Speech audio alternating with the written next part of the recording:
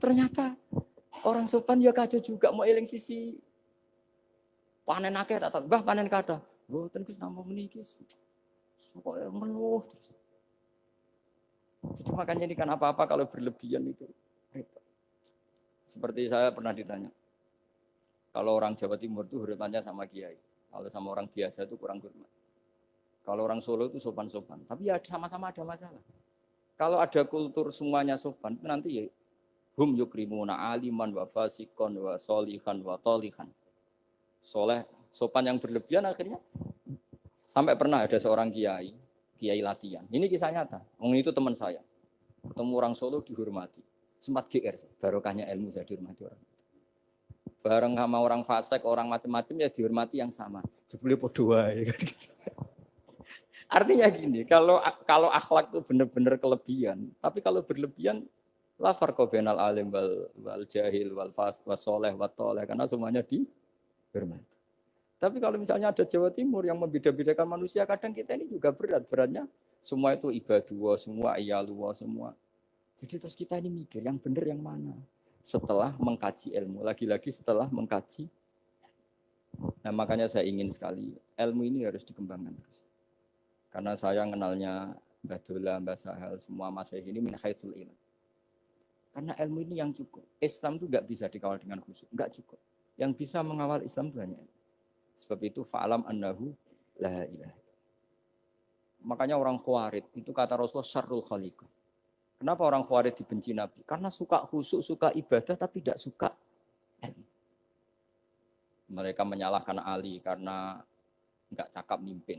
Menyalahkan Muawiyah karena gulingkan Ali. Semuanya disalahkan. Artinya kharaju min aliyin wa kharaju min Muawiyah. Hanya disebut khawarij. Dia tidak bisa memaklumi kemanusiaannya manusia. Makanya saya suka. Ada orang jadi wali. Itu karena sholatnya di belakang. Yang jadi soft awal saat jadi wali, disaingi sama yang paling soft belakang. Ditanya, kenapa kamu ketemu saya di sini? Bukankah kamu orang yang sholatnya di soft akhir terus? Iya, saya jadi wali karena sholat di soft akhir. Kenapa? Aku itu koyok merasa ora pantes, koyok suci-suci yo dhewe sowan pangeran wani kok ngarep. Jadi yang mendorong dia enggak berani soft awal karena tawadhunya. Masuk sak saya kok madhep pangeran kok ngarep koyok wong top. Cara santri kok setor nomor 1 kok islahnya kayak gitu. Jadi jangan-jangan yang setor paling gurih itu pinter mergo tawadhu.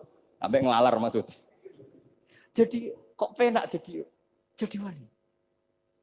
Jadi saya kalau baca kitab ya nanti tabarruk dengan Arisal Al-Qusairiyah karena ini terakhir ya karena di sini Pondok Thariqah saya menghormati sekali Mbah Dola ya Mbah Nafi Gus Zaki. Itu ceritanya mbahnya Mbah Mun kandung namanya itu Mbah Ahmad bin Su'aib. Itu ngaji sama Sayyid Abi Bakar Sato yang Sohibul I'anah. Nah, Sayyid Abi Bakar Sato itu punya kakak kandung yang sepuh namanya Umar Sato. Karena ada 3 saudara Umar Sato, Utsman Sato, Abi Bakar Sato. Ketika mau kondur, saya ingin thariqah. Terus kata Sayyid Umar, ya sudah, kamu thariqahnya kitab ini. Dikasih kitab Ar-Risalah Al-Qusairiyah. Kitab itu sama Mbah Su'aib dibawa di sarang, Mbah Ahmad Su'aib. Mbah Ahmad Su'aib masuk kita syukur karena Mbah Nafi itu ngaji di sarang menangi Mbah Ahmad Su'aib. Jadi yang sholawat askat tahiyat itu masih dari Mbah Ahmad, bukan dari Mbah Zubair, dari Mbah Ahmad. Jadi Mbah Nafi di sini pernah ngaji Mbah Ahmad, pernah ngaji Mbah Zubair. Nah, Mbah Su'aib ini pernah ngaji di sini Mbah Murtado. Kajian mana sekali Mbah Murtado? Waturoyo. Jadi di Taraujum mas saya sarang itu Mbah Su'aib dulu itu pernah ngaji di Waturoyo.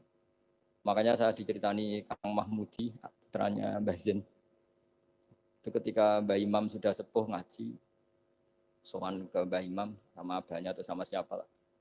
Mbah Imam sudah sepuh, sudah sepuh. Kowe ndi le?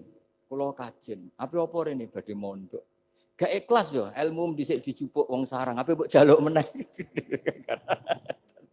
Ya ini cerita dunia ki ya. Jadi karena dulu Mbah Su'aib itu ya babanya Mbah Imam, ya orang tuanya Mbah Imam, ya babanya Mbah Mun. Karena Mbah Mun punya mbah namanya Ahmad itu bin Su'aib. Itu guyonannya Mbah Imam. Kowe ora trimo ya? Ilmu itu kayak wong kajen apa mbok jaluk Nah, gitu.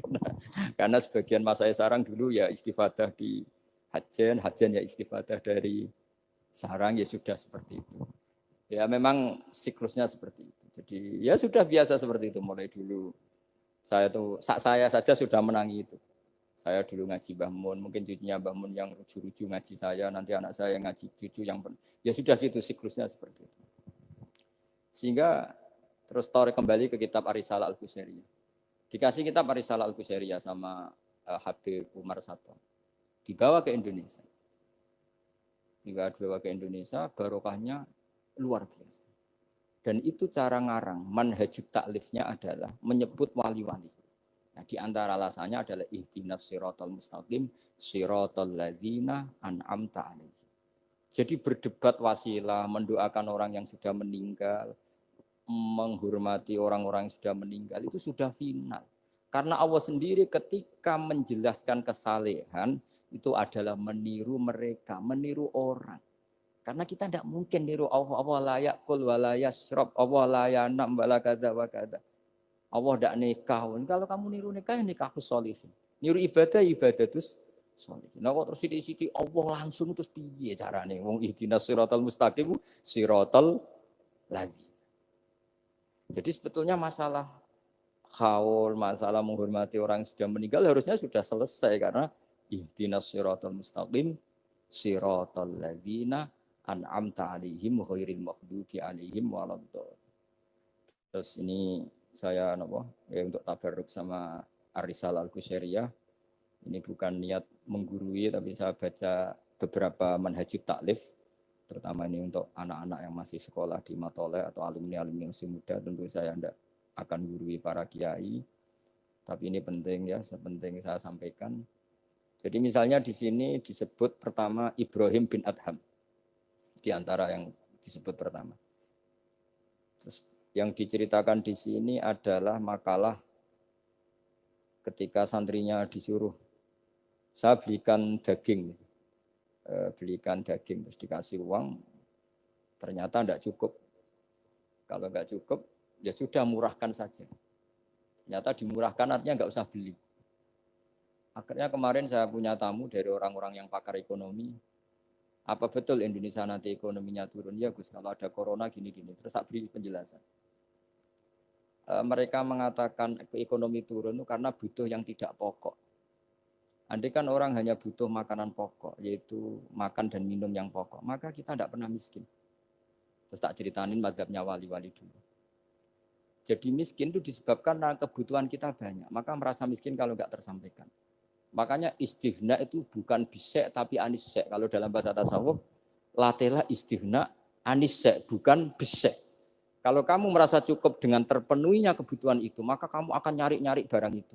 Tapi kalau kamu istighna anisek, memang kamu dari awal tidak butuh. Saya beri contoh begini. Orang itu datang ke saya, orang-orang ahli ekonomi. Kebutuhan pokok kamu itu misalnya punya celana, bisa nutupi aurat kamu. Dengan kamu dikasih alpat tapi tidak pakai celana, milih mana? Padahal celana itu harganya hanya 50.000, alpat 1 miliar. Wah ya milih celana Gus, kan apa artinya naik alpat kalau nggak punya celana? Sama. Kalau kamu bisa makan 1 piring hanya butuh 10.000. Dengan punya gedung tapi nggak bisa makan. Lo kan nggak mungkin Gus, orang punya gedung nggak kuat beli makan. Kalau Allah menghendaki bisa saja, misalnya stroke. Kamu terlalu didikte oleh ilmu ekonomi. Nah, saya dulu iskal seeskal-eskalnya. Wong Quran tuh hebatnya gitu, kok kadang hanya ngendikan wa kulu wasrobu walatus ribu. Saya dulu ya iskal. Tapi setelah tambah tua, tambah umur, iya ya, makan itu penting.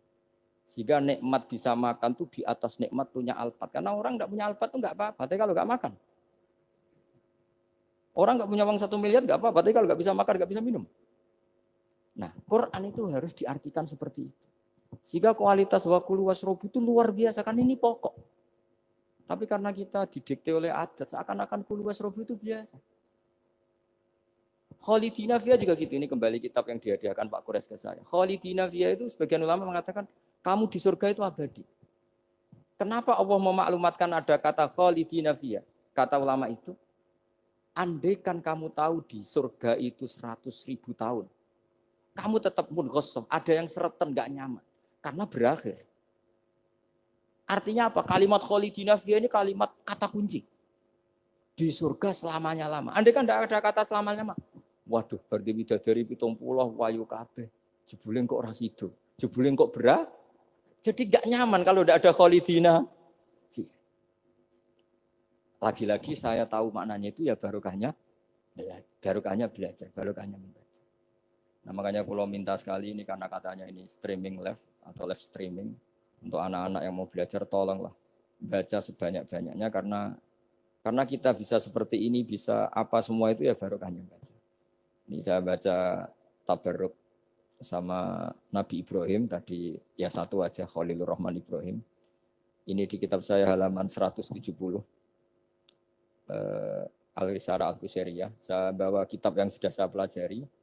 Saya nanti ninggal untuk kaminan kitab baru supaya tadi karena ini ilmunya ulama-ulama dulu. Dulu ketika belum ada cetakan itu kalau kiai ngasih hadiah itu pasti kitab. Makanya saya sering hadiah kitab sama kiai-kiai karena dulu itu enggak ada mesin cetak sehingga kalau mau mendobelkan itu harus ditulis lagi. Jika takrib yang kecil itu sering wafi ba'din nusakh. Karena ini nulis sin, yang lain nulis